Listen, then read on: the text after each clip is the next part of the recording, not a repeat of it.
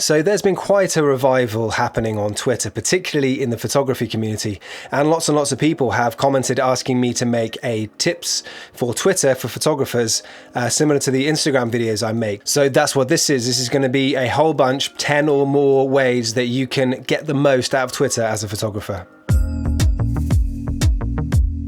And really quickly, before I drop all those tips on you, a little message to my subscribers. This is not anti-Instagram. This is not me leaving Instagram.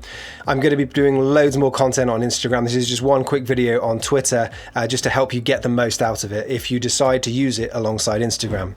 Okay, and the first tip, and this is really important for photographers, this is understand the way that Twitter is going to crop your photo.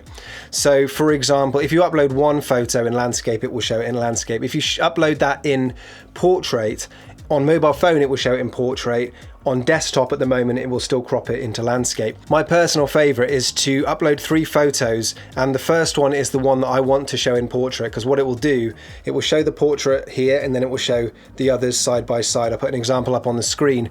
But the way that you upload photos does change, so just experiment, see what works for you and all the different kind of aspect ratios that you shoot in. I have a lot of photos in portrait, so that's why I do it my way, but it's going to be different for you, so just explore them and really settle on a way that you are really happy with, because it can look really good if you present your photos in the correct aspect ratio on Twitter. Then it looks really good. So tip number 2 is something that Twitter is actually really powerful for. It's better than all the other social medias to do this one thing. And this is all about finding new people, finding work, maybe finding clients using search on Twitter. So if you go up to the search bar at the top, you can obviously search for all sorts of different things. But if you search particular phrases, something like, I need a photographer, put that in quotation marks, it will search for that exact phrase throughout Twitter. And if you hit the latest and scroll down, you can see people that literally in the last few minutes have said, I need a photographer. Now, obviously, these people might not be in your location, but you could find people over the last couple of days who have been looking for a photographer or looking for photography, or if it's another service, looking for things that you can help them with. I used to use this all the time as a web designer. It was perfect for that because obviously I could connect with people all over the world and work remotely with them. So think of some other phrases that you can use to search for that will kind of trigger a conversation. So for example, if someone says, I need help with my photography, you could just message them back, say, hey, I've got a blog that's all about photography, or this is what I do, let's connect. You can network with people really well searching for those particular phrases.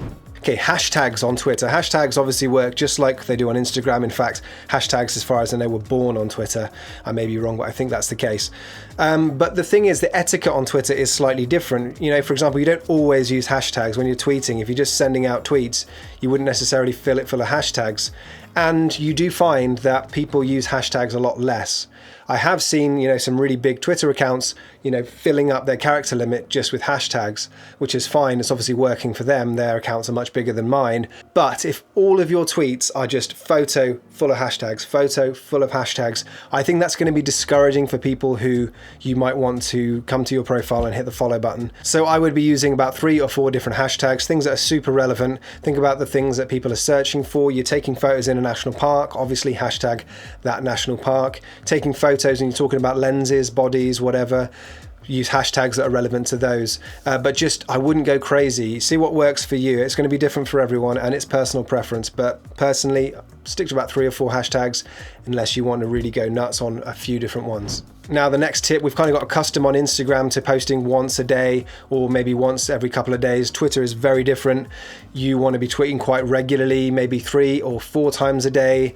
And the other thing I would bear in mind is that I follow quite a lot of people who tweet very regularly, like probably a couple of times an hour. And personally, I'm fine with that. I don't unfollow people who tweet all the time because I can just scroll past it or I can mute them for a bit. So I'd be thinking of tweets and tweet frequency. It's a bit of a nerdy term, isn't it? A little bit like, your stories. You wouldn't just post 1 story a day. You might post a few when something comes to mind, and on some days you wouldn't post at all. The more you tweet, God, I hate that word, but the more you tweet, the more chance there is of people finding your stuff, hitting like, and then that showing up on someone else's feed. So tweet often. And when you're posting your photos, remember you can tag those photos just like you can on Facebook and Instagram. So tag the relevant brands, because a brand or a big company or someone with a big following doesn't have to retweet you for their followers to see it. You'll notice it all the time on the timeline. It says liked by someone. This is a really nice thing about Twitter. You're actually quite discoverable, because if you were to tag a few brands and they see it, they might just like it because it's good practice. And then some of their followers will know that they liked it. And if they keep liking it, their followers might see that. So you can grow just from lots of likes. It doesn't have to be retweets. And quite simply, this is more likely to happen if you're tagging relevant brands who by definition will have big followings of people who probably care about your photo. So the next tip is to join in with trends. It's a good way of getting ideas of content to post. I'll take an example. I've seen a few recently where the people post 2 photos and they say the photographer, the photo, or the setup, the photo. Twitter's a really good place to do that, because when you put 2 photos up, it will show them side by side and you can get the text to line up just at the top. This is just a trend that's happening, and it's a good thing to get involved with. You can do multiple ones of this, and it's a good way of getting involved with the community. People already understand the type of tweet that it is. So, when you see those trends, just think, oh, I could join in with this. This next point is for anyone who's coming from Instagram and is a photographer. Remember, you don't have to tweet photos all the time. You can just tweet. You can just talk about things. You can join conversations. So when something comes to mind, you could just tweet about it. You could just talk to people, try and engage people, ask questions, these sorts of things. So quite simply, when you get a thought, share it. When you want to ask a question, ask it. You don't always have to be posting a photo. It kind of leads us on to our next one, which is, when you're tweeting, when you're posting, check yourself. Am I making this all about me? This is very similar to Instagram captions. A lot of people make it about them and what they're doing, but really you want it to be relatable. You want to invite conversation, because it's those replies or those likes that will eventually help you grow, because the more that people engage, the more different people will see it. So you want to be tweeting and asking questions, inviting conversation, keep it open. Think of it like a conversation. You wouldn't just start a conversation by making a statement then walking away. You wouldn't do that in real life, so don't do it on social media. Think of things that are interesting, relevant to your niche, which is photography in this case, and share about that and ask questions, invite conversation.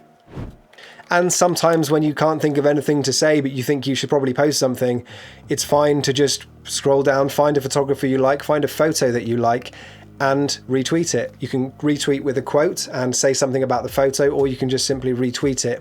You are still being active and people are still seeing it. Now, one thing about Twitter is it can actually feel quite dead on your account when you're just tweeting and no one's responding at all. So you want to be gaining followers, and a really good way to kind of reach out to people is to go into a hashtag, click the latest, and then scroll down. Again, don't be a bot. Scroll down, find something that you like and like it. Find something else that you like and like it. Those people have just posted, so they're on their phone right now. If you like it, they will maybe come across and see what you're doing. So as I said, when you like it. And when you see something that you really catches your eye, or you can maybe add something to the conversation, just feel free to reply to them. People will really like that. If they've just posted and some stranger just comments something valuable or interesting, that's a nice feeling, because this is, you realize you're reaching people and it feels good. And that person might come over and check out your content as well. But I know I've said it about 15 times, don't be a bot.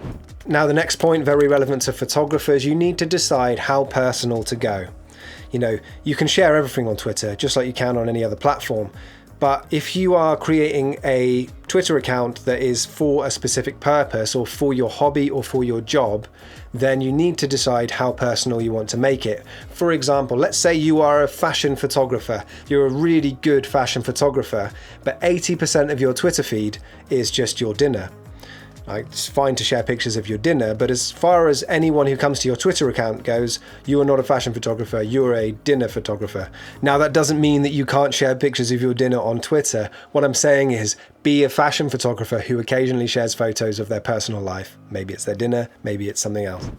Now, the next point is about your biography or your profile. Have a good picture. And if you can put a picture of yourself there, that will serve you well, because people will know that you're not a bot, and they can see who you are, and that does help a lot. Now, you've got a place for a cover picture on Twitter, which is great. So you can put your photograph there, you can put what it is that you do there, so people fully understand it.